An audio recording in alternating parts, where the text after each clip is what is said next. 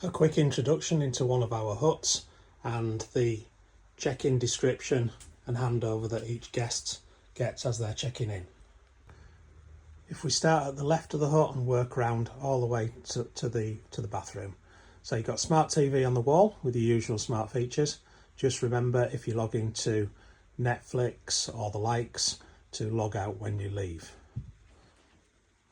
Your remotes are in the bedside table, which you've got your remote for your TV. The brightly coloured remote is for the smart bulb above your head, and you need the switch on the wall. And the other remote is for the LED candles on the shelf. You've got twin wireless chargers for your phones, Bluetooth speaker, which is rechargeable, portable and water resistant, so that can be taken outside when you're using the hot tub.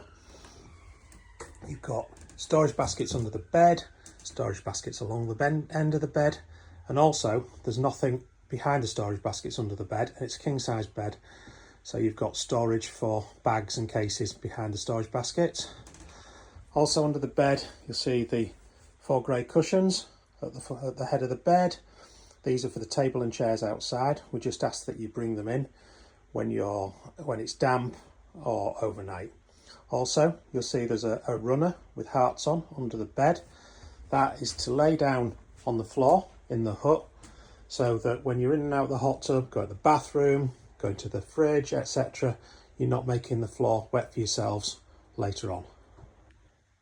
Working further around the hut, you've got an electric heater, which at the moment are switched off, but if you want it on, they're not on timer yet, but if you want it on, just flick the black switch on the side. If you look on the top left corner of the shelf, you'll see a little digital readout. That tells you the temperature in the hot tub when you're heating it. The welcome book on the table tells you everything I'm telling you now, plus lots more.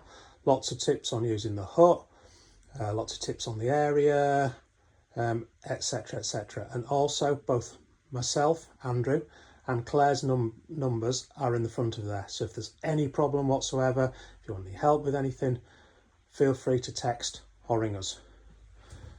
Moving further around, you've got your wood burner. The full instructions on how to make the fire and light the wood burner are in the book. Your fire lighters are in the black tin. You've got a little bit of kindling next to the black tin. You also have some logs under the table for the inside wood burner, and you've got a log store full of logs and kindling outside. Here we have the boiler cupboard, which I'll just show you inside. So inside we have the boiler, which is all set. You don't need to mess with it. It's all ready to go. You've got your bin. You've got a fold-up bucket, should you need a bucket for anything. You've got a little tower fan at the back that sits nicely on the table and is very quiet, so useful for a hot evening. And you've also got an extension lead, and I'll explain what that's for in a minute. In here you've got your bathroom with your robes on the back of the door. Shower round to the right. It's quirky, but a standard thermostatic bar shower, typical of any house. You've got your Neal's Yard toiletries, and then finally, while we're in the bathroom, you'll notice there's a sign that's very to the point above the toilet. That's because we're on a waste treatment plant and it's absolutely crucial, so it's pee, poop and paper only, please. Next, you've got your kitchen area. You've got your lovely Yorkshire welcome pack. Well, York or Yorkshire. If it's not available in York, then it's from Yorkshire. We also have our own loyalty scheme, so if you enjoy yourselves and you want to come back, you get a stamp for every night that you stay. So when you've got 8 stamps in total, the next time you make a minimum 2-night booking, you get a free night added onto your stay. These guests have chosen one of our beautiful slow cooker meals. Chili con carne with guacamole, homemade guacamole, may I add, sour cream and grated cheddar cheese and rice on this occasion. If you decide to use our gorgeous own blend of coffee made by York Emporium in the cafetiere, we just ask that with the coffee coffee grounds that you put them in the silver bin, which you'll notice underneath the hut. If we look in the cupboard underneath the kitchen area, you'll see that you have a fridge which has some milk and butter in to get you started. The microwave is as easy as they come. It's just power and time. You don't need a degree to operate it. And then finally you've got the induction hob, which just is stored inside the cupboard. If you haven't used an induction hob before, the only difference is that the kettle or the pans need to be on it for it to get hot. So the lights will all come on, but it won't get hot until the kettle or the pans are on it. You can either sit the induction hob on top of the worktop when you've cleared all your welcome pack away. But also, the reason we didn't build them in is because a lot of people like to cook outside when the weather's nice. So the induction hob sits just nicely on top of the barbecue stand outside, and that's where the extension lead comes in, which is in the cupboard as we discussed earlier, and that just plugs in into a socket to underneath the hut to the left of the steps. There's a double outdoor socket which you can feel with your hand underneath, and then that allows the power to reach the induction hob. Next, what I always refer to as the remainder of your domestics are underneath the sink. So just open the cupboard, you see your bits and bobs container that's got your lighter in for your hot tub or for the fire in here. You'll also find some matches in there should the lighter stop working and we're not around. All your cleaning gear, your draining board. Most of your glasses are on the shelf up there, but your unbreakable glasses for using in the hot tub are down there. So there's a couple of champagne flutes and a couple of tumblers. And then also, if you look in the back of the cupboard, you'll see a rice cooker.